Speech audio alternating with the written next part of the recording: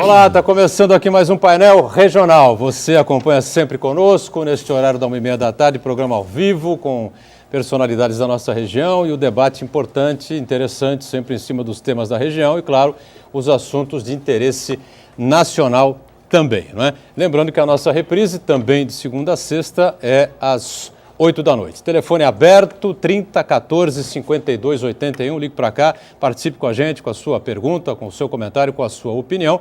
E pelas redes sociais, o facebook.com/Painel Regional TV, para você enviar a sua mensagem. Comigo aqui na bancada do Painel Regional, nesta quarta-feira, Antônio Carlos Banha Joaquim, o Banha, vereador do PMDB aqui de Santos, ao lado do Heraldo José dos Santos, mais uma vez com a gente, e a presença também sempre importante do advogado articulista Vicente Cassione. Manchetes dos jornais que fazem a parceria aqui com o programa. Você acompanha sempre aqui o Diário do Litoral, que traz na capa mais um episódio do Circo Brasil, né? Circo Político Nacional. Está aqui após, deixa eu centralizar aqui, após 13 anos, PMDB rompe com o governo, pelo menos oficialmente, né? Em poucos minutos o partido rachou com o governo da presidente Dilma Rousseff. Está aqui o DL ao Banha, ao Heraldo e também um exemplar ao Vicente Cassione.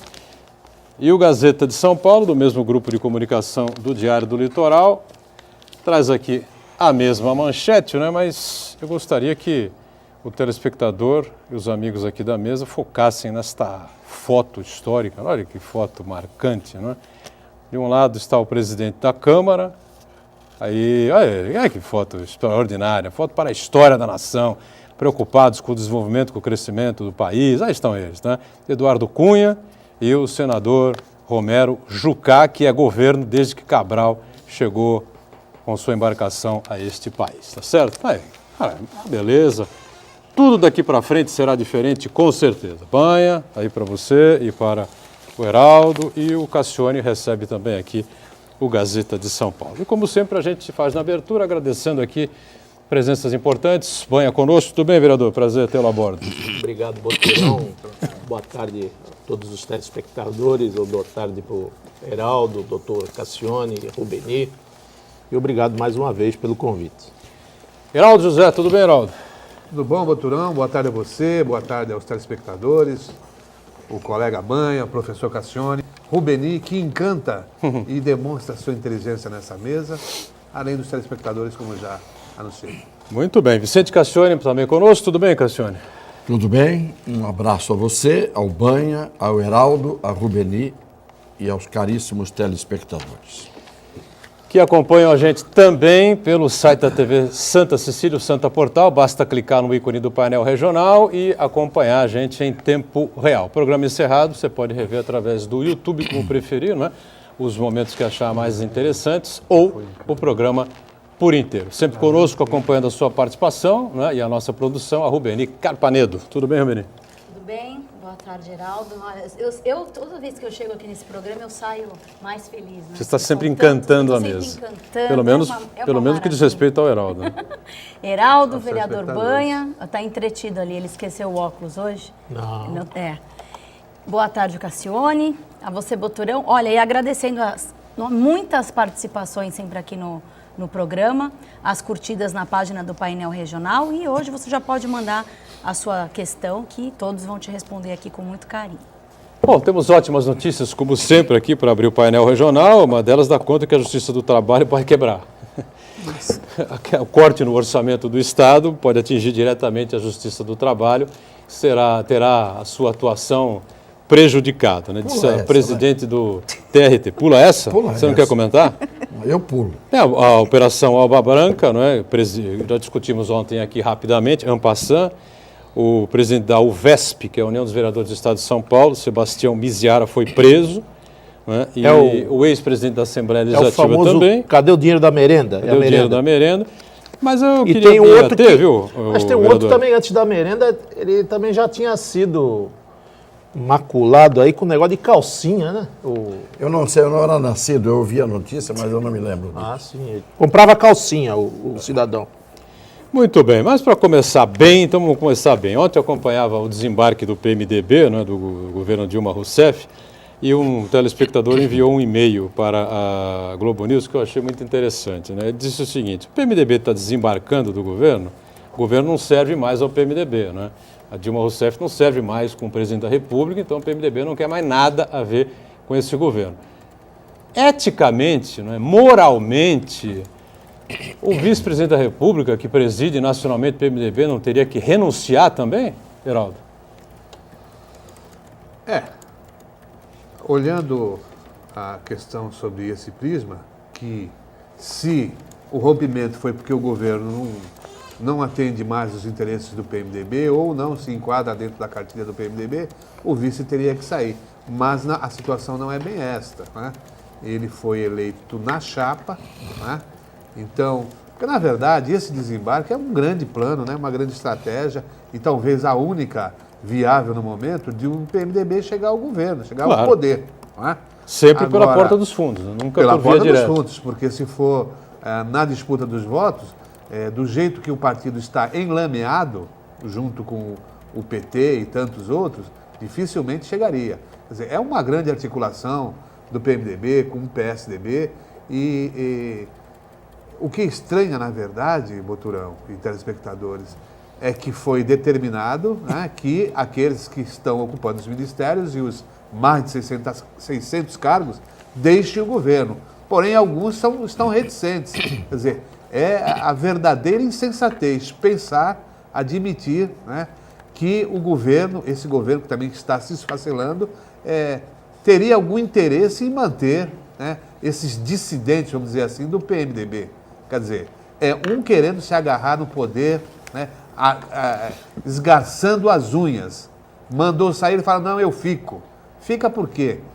A presidente Dilma, o governo da Dilma, o que resta do governo da Dilma, não terá o menor interesse nesses dissidentes. Então, é a festa da insensatez que a gente assiste no noticiário todo dia agora. O ex-ministro do Turismo, Henrique Eduardo Alves, foi o primeiro a entregar a renúncia ou a demissão à presidente Dilma. São 7 ministérios, ou eram 7 ministérios, né, do PMDB, e a Cátia Abreu, que parece que fica na conta pessoal, né, da presidente, também fica, independentemente do PMDB rachar ou não rachar, até porque ela me parece estar saindo do PMDB indo para o PSD de dado, né, partido do Gilberto Kassab. E aí, vereador, eticamente não seria, moralmente, não seria lógico que o vice-presidente da República, que preside o PMDB, renunciasse? Você é um brincalhão. Eu não. Brincalhão são eles. Você é um verdadeiro brincalhão. Fanfarrão, Não, é um amigo, né? Mas é um verdadeiro brincalhão. Um homem que conhece de política, grande jornalista de 30 anos. Falar em ética... Mas eu posso falar em ética. Não, você pode, mas falar da Casa do Povo, Congresso Nacional, ética, a gente vê todos os dias aqui, Boturão, todos os dias nesse balcão. É você pregar ética numa casa de tolerância, numa casa de prostituição, Lá tem. onde todos estão enlameados, Na casa de onde da tolerância esquerda... tem ética. Então, não, mas é algumas. Mas essa é a grande casa de tolerância. Aí digo para o senhor que esteve lá nessa casa de tolerância e viu muita coisa e se indignou com tanta coisa que viu, tanto é que nunca mais quis passar nem na porta daquela casa. Agora digo para os senhores aqui. Justiça de São Paulo aceita cartel de trem. Senador Serra, PSDB, tá lá. Aceita Alba denúncia, Branca. Denúncia, né, contra o... Alba Branca, Merenda, governador do estado. Justiça Trabalhista, cortou-se 90% do investimento. PSB. Me diga um aqui que preste. O PMDB sempre foi a noiva, a cortesã, a que foi lá, bandeava pro lado do que ganhou. A oferecida, né? Era a noiva oferecida porque tinha maior número de tempo de televisão, era que tinha a grande bancada no Senado, do Congresso, e tudo assim, sempre foi assim. Desde a época do PSDB, que também ficou noiva a vida toda do PSDB, no governo Fernando Henrique, e em outros governos. O único governo que ela não teve noiva foi o governo que ela administrou, foi o governo do José Sarney, que, por sinal, foi o viúvo, né? Viúvo do Tancredo. É viúvo do Tancredo. Então ele não ganhou. Ele estava na chapa e acabou ganhando o governo. O PMDB já se faz muito tempo e eu falo, fico muito à vontade, porque nunca saí do MDB, que sempre estive no PMDB e fui delegado nacional. Mas, infelizmente, as pessoas esquecem, o Cassione, Heraldo, Boturão. A gente tem que ter coerência aqui. Coerência, respeito aos nossos eleitores, respeito à opinião. E eu sempre estive no barco da candidatura própria. Afundei por diversas vezes. Tanto afundei que estou aqui mergulhado no partido onde sou fundador e hoje sou inquilino. No partido onde eu sou fundador. Eu sou inquilino. É o partido de um só. O partido que tinha 5, hoje só tem 1 na Câmara de Santos. Eu. Por enquanto, se lá para frente ainda não me mandarem embora, ou me mandarem para outro lugar, estou aqui com a minha coerência. Mas o partido, que é o maior do Brasil, que não disputa eleição, que fica esperando o balançar das ondas para ver para onde fica a sua bandeira, ou então aquele que fica com a bola debaixo do braço e vai jogar aonde quer, como quer, onde quer, esquecendo sempre o interesse pessoal, falou mais alto do que o próprio interesse público. Isso não é o PMDB. Se a gente analisar todas as cartilhas dogmáticas, pragmáticas, de todos os partidos, seja do PT até o PSOL, do PT ao PMDB, ao PSD, ao PSDB, você vai ver que se praticasse só 10% do que pregam e do que falam aquelas cartilhas pragmáticas, seus programas de governo, nós estaríamos hoje num país bem próspero, bem desenvolvido. Agora, falar de ética, onde se brinca de governar o país, se engana o povo com as suas pedaladas fiscais, se fala em educação e pátria educadora, e as pessoas cada dia que passa, naufragados na miséria e sempre vivendo da esmola de Bolsas Famílias, de falta de habitações, agora querem renovar o estoque ou dourar a pílula novamente, dizendo que vai ter uma campanha maravilhosa, é o momento de repactuar o governo, que vem agora Ciro Gomes, que vem o PDT, que vem não sei quem, e que o Bolsa Família vai voltar com tudo junto com Minha Casa Minha Vida. É enganar o povo 2 vezes. Cair no conto do bilhete, você cai uma vez só. Mas cair no conto, Cassione, do bilhete por 2 ou 3 vezes e vir aqui à tona, eu acho que o PMDB hoje, se não foi, a gente sabe como é que funciona isso aqui, olha, vamos fazer aqui por aclamação para não jogar nenhum companheiro na lama. Porque o poder, o dinheiro, ele enebria, ele entorpece, ele deixa o cidadão louco. Porque tem 7 ministros, 1 saiu. 6 ainda estão relutando. Porque sabe que até as 18 horas de hoje, se não sair, vai ter expulsão. Então vai macular ainda mais a função desses caras. E tem gente que está jogando ainda, Cassione, com a letargia da própria máquina. Ou seja, bom, deixa eu ficar aqui encolhidinho no meu carguinho, que até a máquina me pegar já se passaram 10, 15, 20, 30 dias, 1 mês. De repente o novo governo que vem aí me deixa aqui sossegado. Então tem cara apostando também na letargia da própria máquina.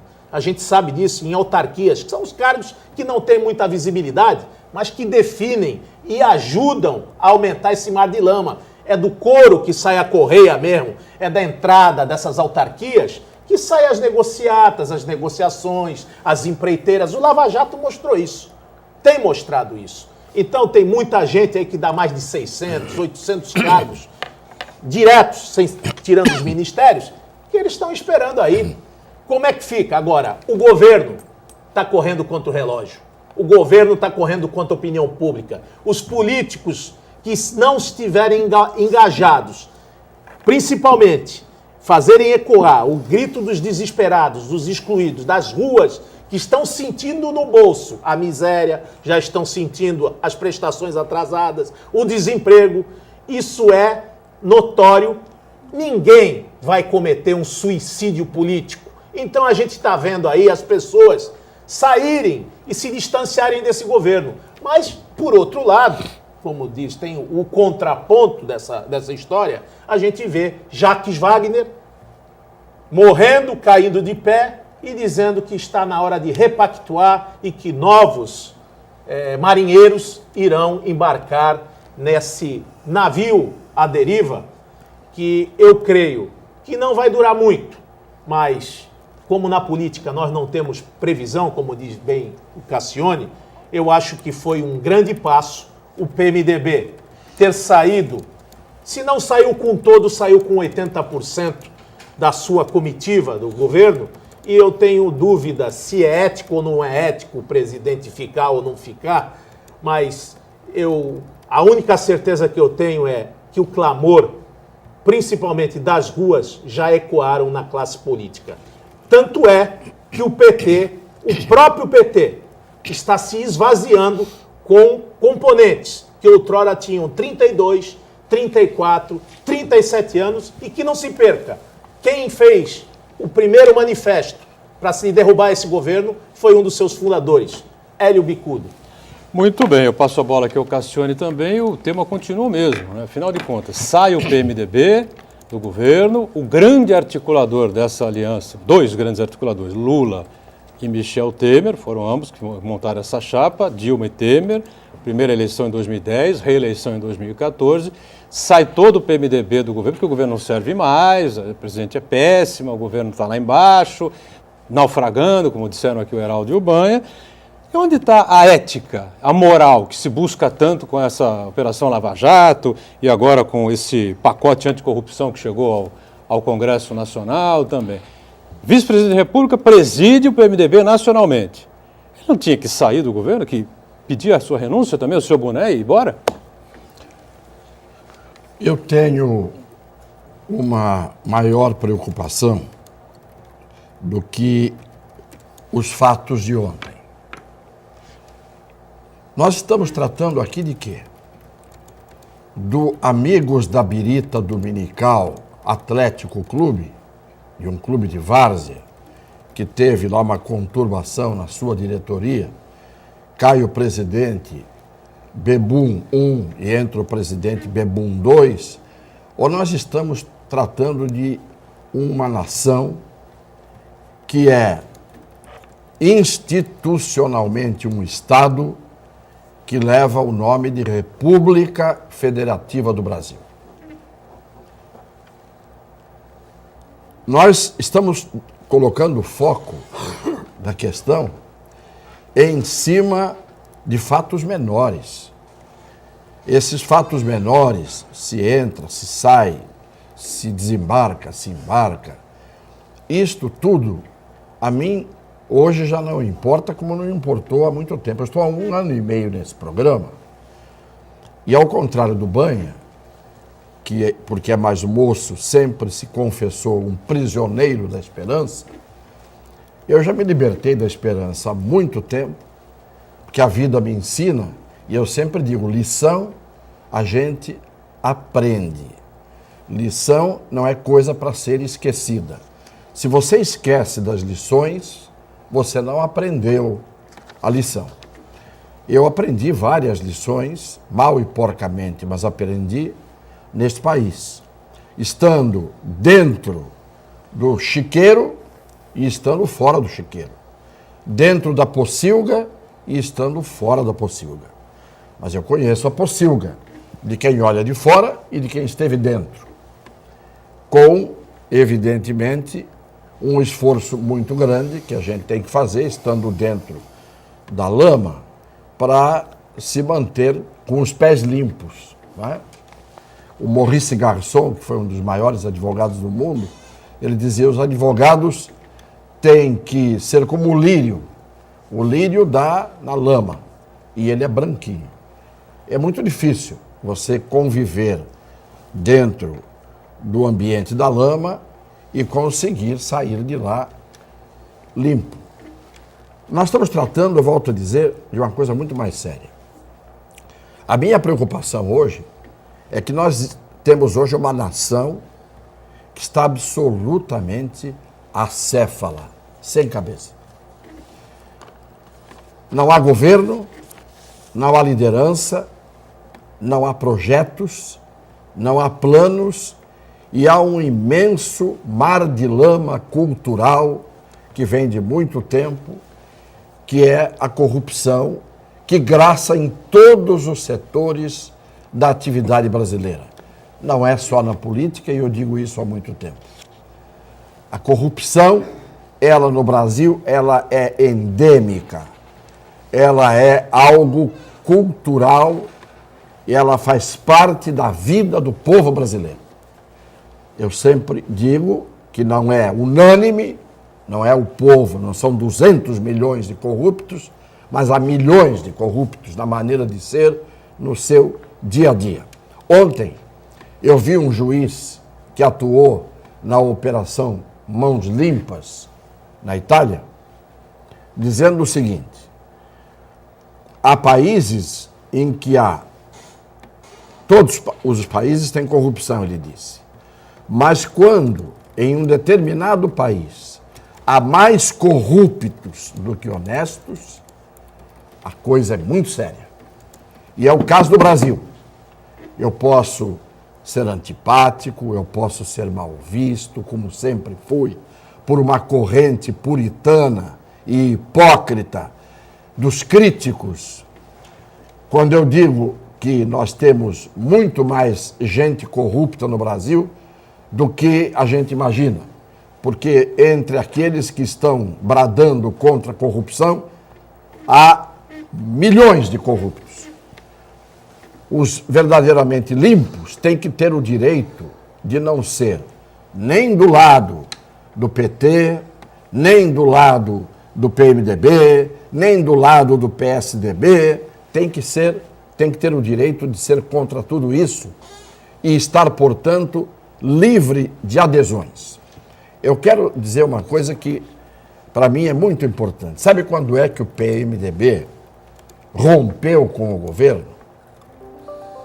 O PMDB não rompeu ontem naqueles 3 minutos, naquele circo, como vocês chamaram, e eu acho que não deviam dizer isso, porque o circo merece respeito. O circo merece respeito.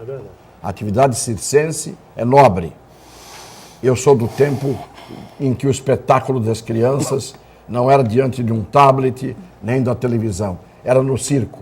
O circo do Piolinho, o circo do Chique Chique, o circo do Arrelia. Orlando Orfei. Ali da esquina, do Canal 1, com a Carlos Gomes, tinha sempre um circo armado, e então ali era a nossa diversão. O circo é sério. O PMDB rompeu com o governo no dia 1º de janeiro de 2010. 1º de janeiro de 2010. Na posse da Dilma já? Na posse da Dilma e do Temer no primeiro governo. Ali estava estabelecido o plano.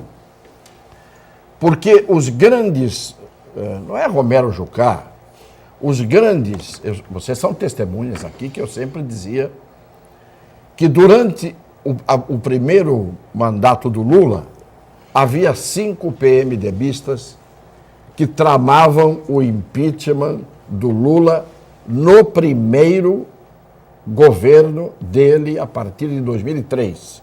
Lembra que eu dizia que ficavam lá no fundo do plenário, perto da porta do cafezinho? Eu disse isso aqui, eu disse isso em todos os programas de rádio, de televisão, já escrevi, já disse em entrevista.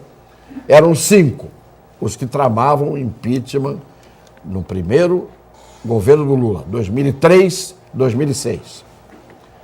Eram eles: Michel Temer, Padilha, Moreira Franco, Henrique Alves, Gedel Moreira Lima. Desses 5, 4 foram ministros dos governos do PT e um vice-presidente da República. De tal maneira que no dia em que o PMDB embarcou no governo, que foi 1º de janeiro de 2011, não é isso? Ali começou a montagem do plano de poder vir para as suas mãos. E a senha, porque isso não é de um dia para o outro, a senha foi a carta do Temer. Então passaram-se 4 anos, já não queriam o Temer como vice em 2014, já não queriam, mas ninguém podia abrir mão do PMDB, engoliram o Temer com bastante água para a pílula descer e isolaram o Temer. Deram os ministérios, porque senão o partido iria embora, mas isolaram o Temer. Ele deu a senha quando mandou aquela carta. De tal maneira que agora o projeto do PMDB é o exercício da presidência da República com o impeachment da presidente Dilma Rousseff, que além de ser a mais incompetente presidente da República que deve ter passado por qualquer dos governos da América Latina, porque é uma pessoa que não tem projeto, que não sabe se cercar de gente competente, que não tem capacidade de diálogo, que não sabe exercer a política no seu melhor sentido e talvez nem no pior sentido. Então, ela criou todas as condições para que o Aedes aegypti fosse crescendo, as larvas viraram mosquito e os mosquitos tomaram conta do ambiente. Isto é, ontem o que o PMDB fez foi exclusivamente dar a extrema unção no governo Dilma Rousseff. Isto numa visão lógica. Então, o que eu estou dizendo, e a minha preocupação, não é quem fica, quem sai. O que eu estou preocupado é que há meses este país não tem um ato de governo, não tem uma medida que se tome, não tem uma providência que se exercite no sentido de colocar minimamente nos trilhos, em movimento lento que fosse, o Brasil. O Brasil está derretendo, se despedaçando, exatamente porque está desgovernado há muito tempo. O que resta saber é, caindo a Dilma, do que ficar dos destroços desse processo, porque ninguém escapa de sair ferido disso. Não sai ninguém inteiro, não sai ninguém com saúde. Para não se falar da nação e do povo, daqueles que mais sofrem. O que eu quero dizer é o que vai acontecer. Vai acontecer, pode ser que eu esteja enganado, o que eu também há muito tempo venho dizendo. Que o Brasil já acabou. Esse Brasil que nós estamos descrevendo aqui, que é a Birita Dominical Atlético Clube, o clube de várzea que está em crise, esse já acabou há muito tempo. Esse Brasil já acabou. O que me preocupa é que, além deste Brasil ter acabado, pode vir a segunda coisa que eu faço aqui a advertência sempre. Uma conflagração sangrenta. Porque já estão pregando isso também há bastante tempo. O lado que vai cair está dizendo, vamos para a luta. Então, você não tem condição hoje de prever nada no Brasil. Se teremos governo, com a queda do governo, e digo mais para terminar, o PMDB não rompeu com o governo. Não se rompe com o que não existe. O PMDB não rompeu com coisa nenhuma. Governo nós já não temos há bastante tempo. Lamentavelmente, o meu comentário não é apocalíptico, é realista. Pelo menos na maneira que esse homem antigo tem de ver as coisas. Oxalá, os homens antigos têm mais visão e têm mais percepção. Mas também os homens antigos, às vezes, se tornam senis e gagás. Tomara que eu esteja aqui errando tudo e esteja na fase do gagá, do senil, da senectude e não da experiência e da capacidade de perceber as coisas. Temos que ir para o intervalo, só para amarrar essa aqui, porque os partidos menores deram uma semana a presidente Dilma para se manifestar com relação a eles, né? São PSD, menores em relação ao PMDB, né? PSD, do Kassab, o PR e o PP, Partido Progressista. E vejam lá, a possibilidade cresce muito de que Paulo Maluf seja ministro do governo Dilma. Vamos intervalo e segura essa. Muito bem, voltamos na sequência aqui do painel regional com o Banha, Heraldo, Cassione, Rubeni, não é? Ligado aí tudo que é todas as participações do nosso telespectador, não é? Eu não sei se o Heraldo tem mais alguma anotação a fazer a respeito do tema. Vamos entrar na questão aqui local aqui. Eu só queria fazer uma colocação e lembrei muito do professor Cassione esse fim de semana, até porque pela amizade que ele tem com o Miguelzinho Reale Júnior, e ele tocava em 3 pontos, professor, e vem coadunar justamente com o seu comentário.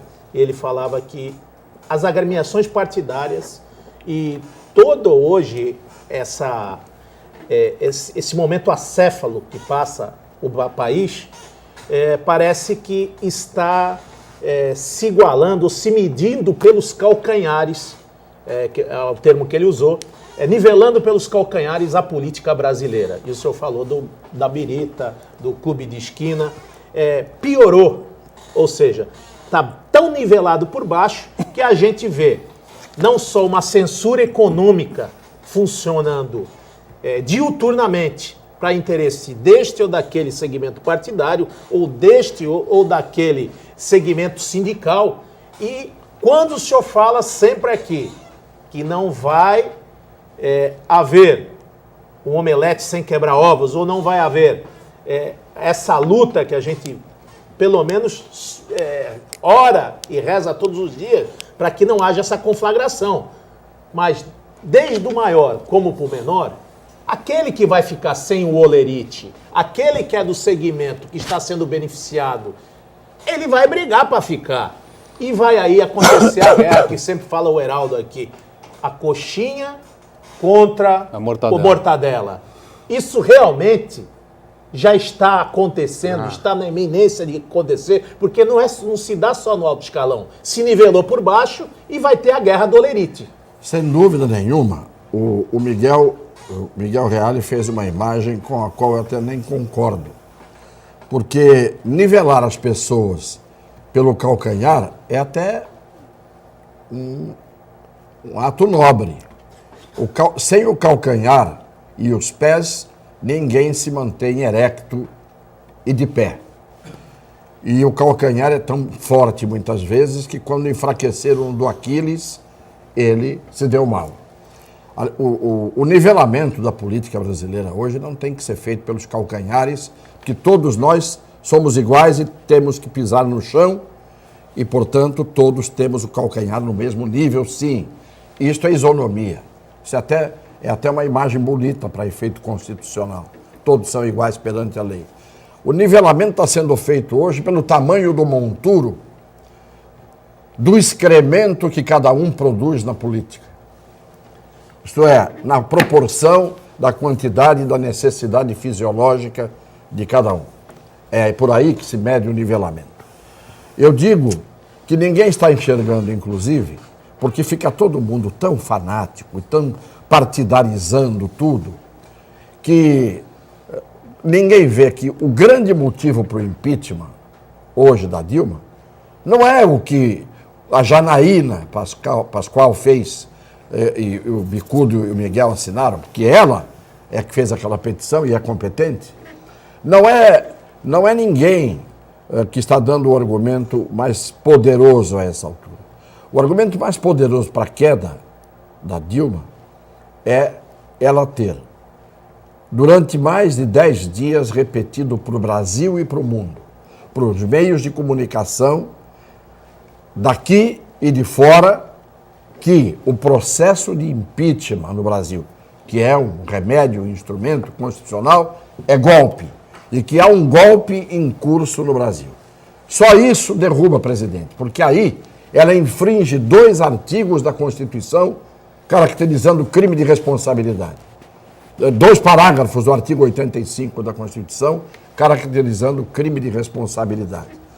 Na hora em que uma presidente da República proclama com autoridade, entre aspas, de presidente da República, falando para o concerto das nações, falando para o auditório do mundo institucional, do mundo político institucional, universal. Ela tem voz na ONU. Ela tem voz com todos os países com que o Brasil tem relações. E ela diz abertamente, está em curso um processo de golpe. Ela praticou 2 infrações, não é? Mais graves do que a pedalada fiscal, crime de responsabilidade. Só isso justificaria o impeachment dela, porque o impeachment é uma medida constitucional, que acontece ou não acontece dependendo do julgamento que se der. Mas o rito foi estabelecido pelo Supremo. E a outra coisa que eu queria aproveitar para dizer, que eu não poderia deixar de dizer, é que lamento profundamente que ontem o Sérgio Moro tenha pedido desculpas ao Supremo Tribunal Federal. Verdade. Lamento que o Sérgio Moro, doutor Sérgio Moro, tenha pedido desculpas ao Supremo Tribunal Federal. Ele reconheceu o erro, né? Ou podia ser retaliado. Reconhecer o erro, que eu mesmo apontei aqui, é uma coisa.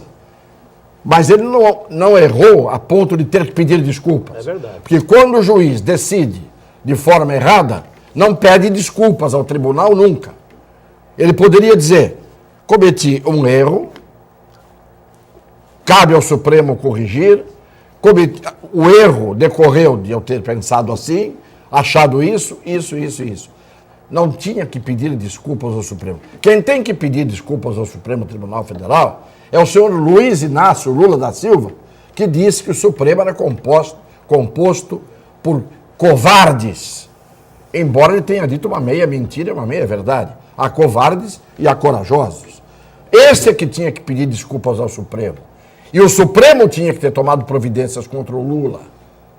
Porque se eu defendi aqui que a condução coercitiva do Lula foi um erro, e o Sérgio Moro reconheceu, e pede desculpas, não. Tinha que reconhecer apenas, juridicamente. Não tem que pedir desculpas a ninguém. É um juiz independente que está tentando moralizar o Brasil. Agora, quem tinha que pedir desculpas ao Supremo era o Lula. E o Supremo tinha que tomar atitude contra ele porque foi ofendido de cabo a rabo pelo Lula. Então é muito duro quando a gente é independente. Mas é uma conversa pessoal, né? Particular, né? Não importa. Foi pública. Não importa, mas foi divulgada. Foi divulgada. Então, naquele momento em que foi divulgada, ele tinha que fazer a ressalva. Disse, olha, eu estava com a cabeça quente, há ministros no Supremo Tribunal Federal que são homens de bem. É assim que um homem de bem age. Então aqui, a minha posição vai ser até o fim da minha vida, tentar manter a coerência. Se eu defendo aqui uma questão jurídica que favorece o Lula num determinado momento, tanto eu estava certo que o Moro reconheceu e pediu desculpas, que não tinha que pedir, ele não deve nada ao Supremo. O Supremo não é credor do Sérgio Moro, mas ele pediu. Na minha opinião, se enfraqueceu. O senhor acha que ele não se sentiu ali naquele momento a pressão e essa oprimido ainda com as declarações do Teori Zavascki, que diz que o juiz não deveria gerar tumulto, que ele deveria julgar e decidir, não gerar conflito? O senhor acha que foi nesse meandro que ele vem pedir essa desculpa? Ele se sentiu pressionado naquele instante? Não, porque o Teori Zavascki é juiz tanto quanto é o Sérgio Moro. E o Teori Zavascki deve ter errado muito como juiz, ou ele é infalível? Não. Eu quero que apareça aqui um juiz infalível, porque eu farei a reverência genuflexo diante de Deus. Não existe. Então o Sérgio Moro errou, mas acertou muito mais do que errou. E o erro dele é o erro que não justifica pedido de desculpas. Nem a ele, nem a Zavascki e nem a ninguém. E o Zavascki tem que pedir desculpa por todos os erros que cometeu e ainda cometerá ao longo da vida. Senão nós não vamos fazer outra coisa. Todos nós que falimos a cada dia um pouco, teríamos que estar pedindo desculpa todo dia. Em vez de começar o programa, um saudando o outro e o telespectador, nós devíamos dizer assim, começar, meia culpa, porque pequei por pensamentos, palavras e obras. Até porque, professor, os juízes reconsideram suas decisões. Evidente. Esse pedido de desculpa demonstrou fraqueza. Não tinha que ter. E, de certa forma, a gente fica até agora preocupado. Será que ele vai submeter É toda que e estão qualquer. querendo calar o Moro, estão querendo brecar o Lava Jato e já Opa. estão dizendo Não que tem se dúvida. o Temer assumir, caindo a Dilma, todo mundo vai se unir para puxar o freio de mão e parar o Lava Jato, Claro. ou fazer o Lava Jato, pelo menos, lavar com aquela aguinha da torneira quando falta água. Lavar uma parte só. Vamos para mais um intervalo, a gente volta daqui a pouquinho, até já.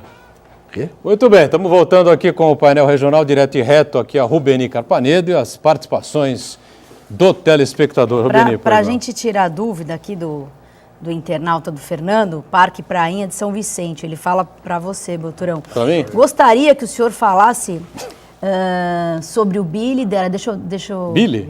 pegar outra. Vou pegar outra, que é aquele para gente tirar a dúvida do telespectador, que ele disse que você está elogiando muito e você não elogiou, né? Você estava Elogiei realmente quem? O Cunha? tirando Não, tirando vou mostrar a foto de novo aqui do Gazeta tirando de o São sarrinho. Paulo. Está aqui a foto aqui embaixo, É o senador Romero Jucá, o Gilberto do Parque de São Vicente. ele Gilberto fala. Parque de São Vicente. Eu Queria fiz que uma- você fosse mais imparcial em seus comentários, pois o programa está virando o comitê do PMDB. Elogiar o Eduardo É. Cunha é uma vergonha. Eu fiz, Não foi isso. veja bem, essa foto aqui, o que eu fiz foi exatamente ao contrário. O que eu quis dizer foi o seguinte, é uma vergonha uma foto dessas. O presidente da Câmara é réu no STF e o Romero Jucá, ele é governo desde que Cabral aportou aqui. Ou seja, ele participou de todos os últimos 10 governos que o Brasil teve, né? O Romero Jucá estava lá representando o PMDB em um desses ministérios. Foi isso que eu disse. Estão entendeu? Eu fiz comemorando. uma Isso, ironia. isso é uma eu fiz figura ironia. chamada ironia. É, ironia. A ironia significa o seguinte: você faz uma afirmação aberrante, absurda, como se fosse verdade, exatamente para atacar aquilo que você quer atacar. Perfeito. Então eu digo assim: o Brasil ontem fez um primeiro tempo Dunga é um grande treinador. primoroso contra o Paraguai. Quando eu digo isso, é ironia. Eu estou dizendo exatamente o contrário. Não jogou nada no primeiro tempo contra o Paraguai. Ironia serve para isso. Exatamente. Mas a gente tem que tomar cuidado, porque às vezes as pessoas, quando a gente tem muita credibilidade, e a gente fala uma coisa ironicamente, as pessoas que ouvem acreditam tanto na gente que acham que a gente está falando sério. Às vezes a gente não está falando sério. Está fazendo ironia, que é uma forma de trocar o vômito por uma expressão verbal. É exatamente isso que eu quis colocar, o Cassiano explica bem, espero que o telespectador agora tenha compreendido. Pois não, Rubeni? O Paulo do José Menino pergunta para a mesa: se pegássemos desde o escândalo da mandioca de 30, 40 anos atrás, aos mais recentes, como Petrolão, Mensalão, Lava Jato, e anunciássemos que todos estão livres da culpa, anistiados, como seria o dia seguinte? Como os acusados, no geral empresários ou políticos, se comportariam? Como a população reagiria? Todos estão anistiados? Bom, eu não sei como é que a Dormiu, população acordou, reagiria, todo acho que com mundo indignação, sem né? Me culpa, parece, né? Não, mas isso vem acontecendo no Brasil desde que o Brasil foi descoberto. A população já anistiou eles, tanto é que eles estão eleitos, A né, ô anistia, professor? a anistia é feita pelo voto. Quem vota nos bandidos? Todos os bandidos que estão lá foram eleitos por quem? Pelo povo. Bom, mas nunca houve uma repercussão tão grande Professor, não, como está acontecendo mas agora. eles Né? têm O Lava cara- Jato, por Olha, exemplo. fizeram ficha limpa. Tinha cara envolvido na sanguessuga das ambulâncias. Falaram da Sudene, falaram de tanta coisa. 70% de quem está no Congresso Nacional tem um penduricalho na justiça, tem um indiciamento. Alguns já foram condenados até na segunda instância. Mas o povo continua votando neles. Então, a anistia foi natural. O povo votou, o povo põe, o povo tira. O impeachment, o povo põe, o povo tira. E tá aí, continua. Olha esse homem aqui, ó. Ele tem processo desde a época da Telerge. Eduardo Cunha. E essa alma aqui, essa mão honesta aqui, também tem processo desde quando foi deputado estadual do seu partido, lá do antigo MDB. Então, não tem aqui, e também nunca vi ninguém idolatrar nenhum partido aqui, não. Aqui é uma independência total. Se tiver que apanhar o PMDB, vai apanhar. Se tiver que apanhar o PT, apanha. Aqui nós estamos falando o que pensamos. Graças a Deus, não chegou nenhum jipe militar para tirar a gente aqui do programa. É Graças aquela a Deus. história, o povo reelege perdoa, né? E depois critica, porque a presidente Dilma e o próprio Supremo anistiaram mensaleiros condenados. Quer dizer, então... E o povo não elege só o corrupto. O povo se contenta, muitas vezes, uma parte do povo, evidentemente, em eleger os competentes, os incompetentes, os bonzinhos, os que têm carinha de anjo, os que não fazem absolutamente nada, nem bem nem mal. O povo tem simpatias. O povo, às vezes, vota pela cara, vota pelo jeito. Não é? A gente é cansado de saber disso. Então, a votação é o ponto de partida do que vem de ruim depois. É naquele momento. Mas é o que eu digo. Cada um se queixe se for atuante.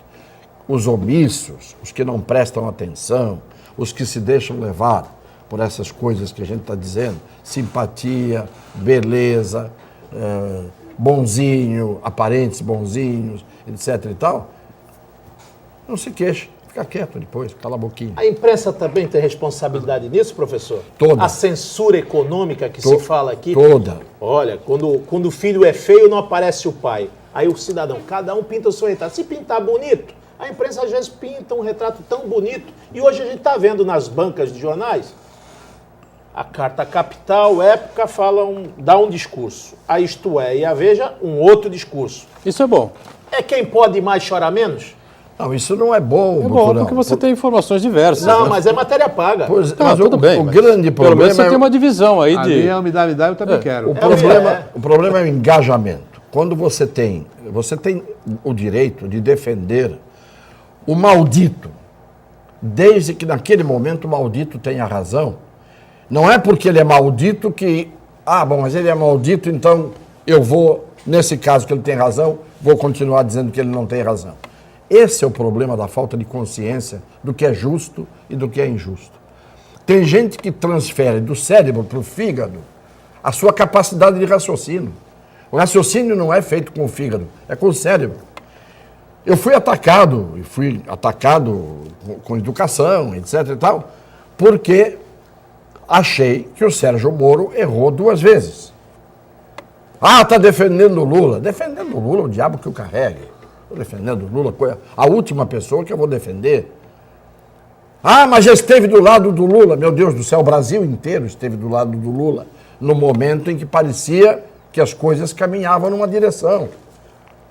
O problema não é você estar do lado quando a pessoa não fez ainda o mal feito. O problema é você estar do lado como cúmplice quando ela está fazendo o mal feito. No primeiro momento em que você vê que há um caminho que pode levar a um bom lugar, você tem que ajudar. Eu sempre digo, ninguém tem o direito de negar apoio ao governo do seu país, se o governo do seu país governa. Ninguém tem o direito. Eu sou oposição. Por quê? Porque quero ser. Porque não gosto do partido. Porque... Não existe isso. Você tem que ser patriota. E quem está governando é o piloto do avião.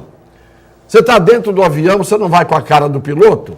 Você diz assim, eu quero que esse avião caia para provar que esse piloto é ruim. Você cai junto com o avião e morre. Que vantagem Maria leva? Então, você colabora quando pode colaborar. Quando não pode colaborar e a sujeira começa, você cai fora para não virar cúmplice, para não virar coautor. E é isso que tem que ser. Mas as pessoas levadas pela imprensa, e aí vem a pergunta do Banha, levadas por uma parte da imprensa, claro que é uma parte sempre, acabam pensando mal, porque são mal informadas, porque são induzidas em erro. É esse o problema. Você pega a imprensa, eles estão dando uma notícia no programa, naquele Em Pauta da Globo News, estão dando uma notícia ali, estão falando de coisa séria, com ar de indignação. 10 minutos depois, estão dando risada, uma contando que foi viajar para o Caribe, o outro contando que foi assistir uma peça na Broadway, o outro morrendo de rir porque está brincando de esconde-esconde ali dentro do estúdio. Quer dizer, não há seriedade. A seriedade Quando a gente vem aqui, a gente fala as coisas que a gente está falando aqui, a gente fala aqui no ar, diante das câmeras. E a gente fala as mesmas coisas fora do ar, porque é um pensamento, é uma maneira de ver. Não é a gente dizer uma coisa que todo mundo gosta de ouvir aqui e desligou as câmeras, a gente diz assim, tá vendo? Falamos tudo o que o pessoal queria ouvir. Todo mundo está concordando conosco e a gente está pensando o contrário. Isso não existe. Isso não existe. A gente fala o que sente e o que pensa. Todo mundo fazendo isso, até o dia em que vai aparecer escrito na testa, e aí o mundo vai ter jeito, porque enquanto não aparecer escrito na testa o que todo mundo pensa, o sujeito diz uma coisa e faz outra. Professor, desculpe, ia perdendo aqui a lição de casa. O pastor Carlos Messias manda um abraço ao senhor, é fã do programa, e coloca só uma pergunta para o senhor, onde ele diz que nos últimos comentários que foram feitos no final de semana, tinha uma comparação deste governo com a origem do totalitarismo de Arendt, de Hannah Arendt, onde falava a mistura do nazismo com stalinismo, o seu aparelhamento, e onde tinha as classes e as figuras que eram direcionadas e salvas pelo governo. Esse governo tem alguma similaridade? Esse que é um estudioso, professor de filosofia, Carlos Messias, faz essa pergunta para o senhor. Eu tenho um minutinho só, professor. Eu agradeço ao professor, ao pastor, e eu digo o seguinte, não dá para comparar nada historicamente, em termos de movimento social, do que aconteceu com a Alemanha, do que aconteceu com a Itália, do que aconteceu com a Rússia, que virou União Soviética, com o que está acontecendo agora. Lá, os países eram civilizados e produziram as aberrações que produziram. Aqui, nós não somos civilizados, pelo menos na totalidade, né, da nossa nação. E somos o que eu falei, birita dominical Atlético Clube. Então não dá para comparar. Não pode comparar uma coisa com a outra. São fatos históricos incomparáveis. Dá 2 horas de programa se a gente for querer fazer análise da genealogia do que aconteceu no hemisfério norte nos últimos 100 anos. E nós vamos encerrando aqui, viu, Heraldo? Esse programa estourado aqui. Professor, a Dilma ou Dunga? Vamos embora com o painel regional. A Dilma cai. Encerrando, a Dilma cai, o Dunga vai cair qualquer hora também.